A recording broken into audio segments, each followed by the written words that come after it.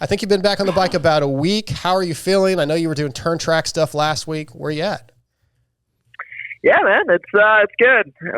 Like I said, we're back on the bike. It's still a little early. Doc pretty much told me at 8 weeks, I could originally. He's like, hey, 8 weeks, you can get on the bike. So we stretched it a little bit. Went to the doc, got checked up, and he actually was really happy with things, how they look. So got onto the turn track a little earlier than anticipated. So it was good. I mean, like anything, it's still sore. It's, I'm only able to ride for 10 or so minutes before it, gets super sore and fatigued in just a few sessions. So it's, honestly, I kind of forgot how coming back from injuries are. I've been pretty blessed, honestly, to not have too many lately besides like my concussion. So I think I just kind of forgot, when you don't use something and it's in a brace for 5 weeks and you take it out of a brace for a week and you expect it to feel 100%.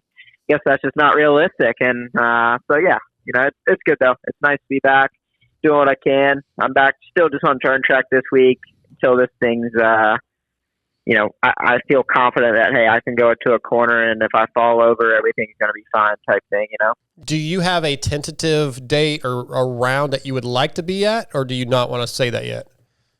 Yeah, we're going week to week by now. I was really wanting to get back maybe for like Millville or Washougal.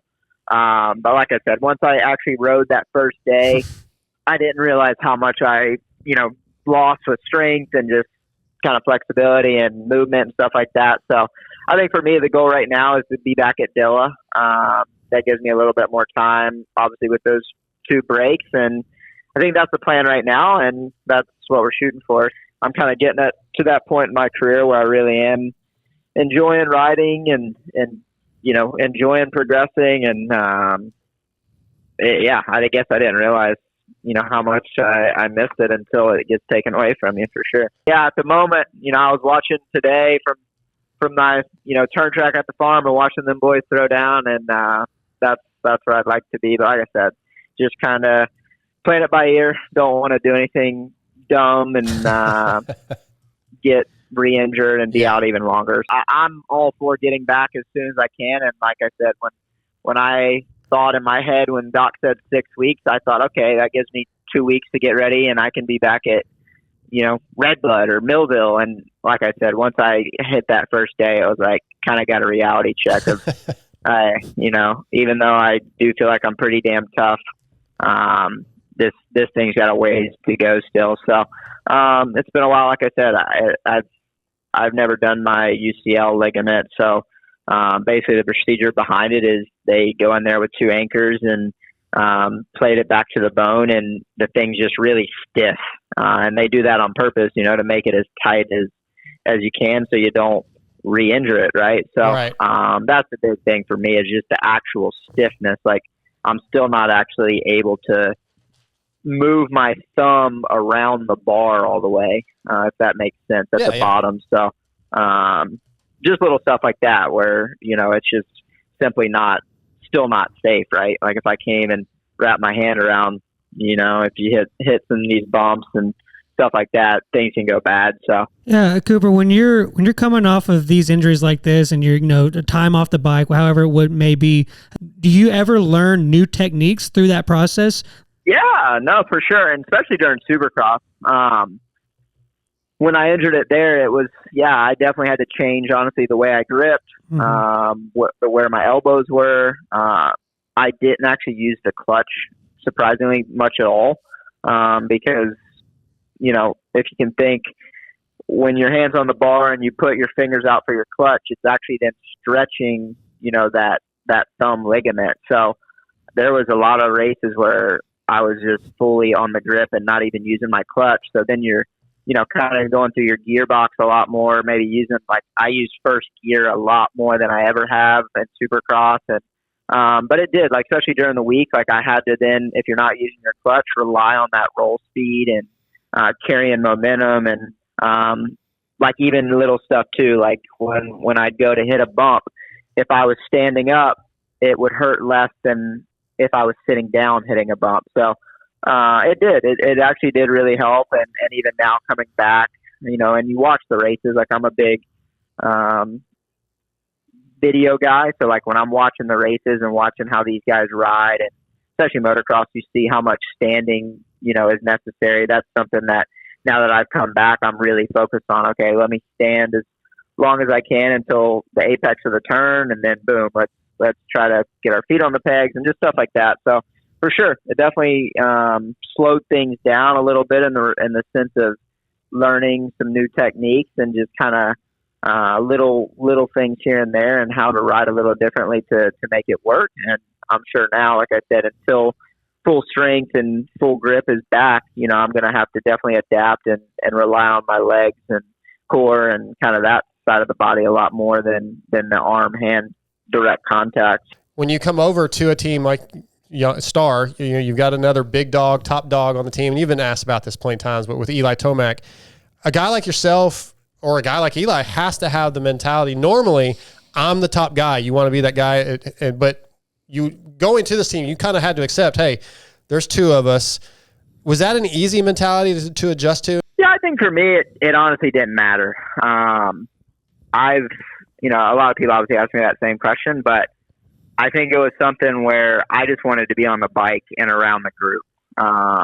And they did a great job at keeping things cordial and giving everybody the same opportunity. And I had even coming in kind of told them and even like had a few chats with Eli where I'm like, hey dude, I'm pretty, you know, once people get to know me, like I'm pretty easygoing. I'm out of the way. I'm, you know, do my own thing. So, I'm not coming in to be a number one. Like you've won these guys their most recent championships and you've won more championships than I have. Like I don't care. Right. And I think that kind of came from like when I was on KTM, you know, I was with Marvin. So it was very similar. And then before that, when I was on Star with Jeremy Martin, it was kind of the same way, right? Where we were both the alphas and winning championships. So it was very similar. So for me, that's kind of just how it's been majority of my career. So it honestly just felt normal, you know, and still does.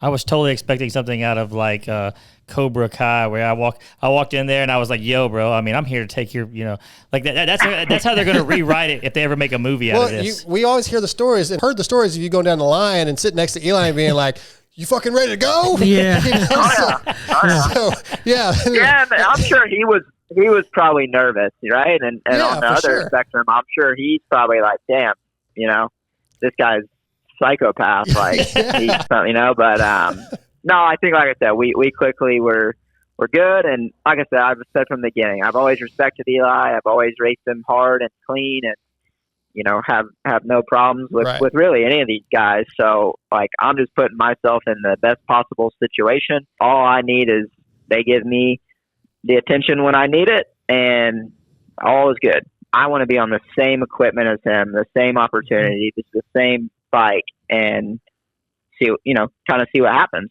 All right, so Motocross Nations is already starting to get talked about.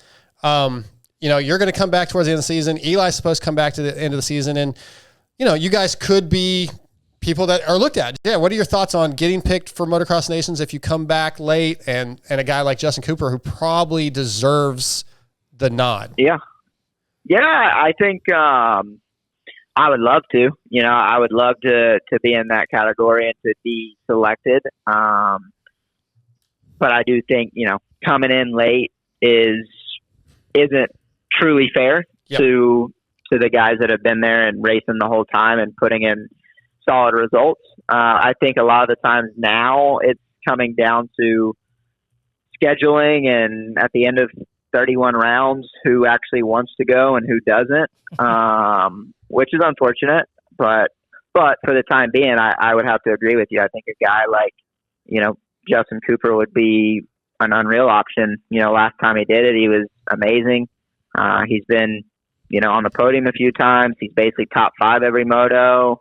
You know, a guy like AP who was captain last year and had some solid rides last year. And then, you know, I would just think outside the box, but right now it'd have to be Chase and Deegs. And I mean, like I said, unless Eli or myself come back and absolutely just dominate, I feel like the team would probably already be, as it always is, announced at Unadilla, and to kind of decide it honestly pretty soon. If my name's in the hat, I'm definitely itching at the opportunity. That's for sure. Is Motocross Nation something that's still very important to you? I know there's situations in other years where there's always these factors that play in whether you want to go or can go, but everything being perfect, do you want to go no matter where it is? 100%. I think, like I said, for me, being raced there twice and honestly never winning, we were on the podium second and third both times I went. And for me, like, I do truly believe it still is the biggest race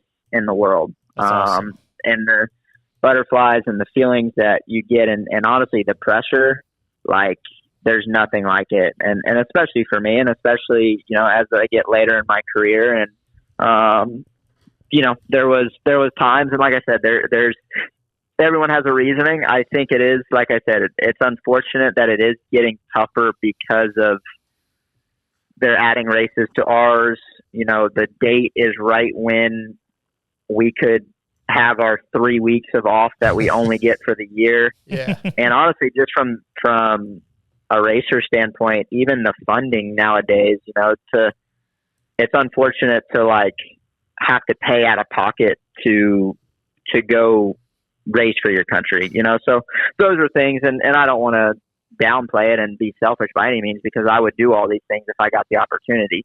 But I think that is some of the reasons now of why it isn't what it kind of used to be, and just where we're at the moment, unfortunately, But at the end of the day, when we're racing SMX for $1 million, and then, two weekends later, we're out of pocket, it's tough sometimes just to go, hey, And I do think the promoters have been working better at getting the date closer, to the end of our season. When I think of top 5 moments in my racing career, MXON is 2 of the top 3, so there's no price tag on that. I would spend my own money to do that,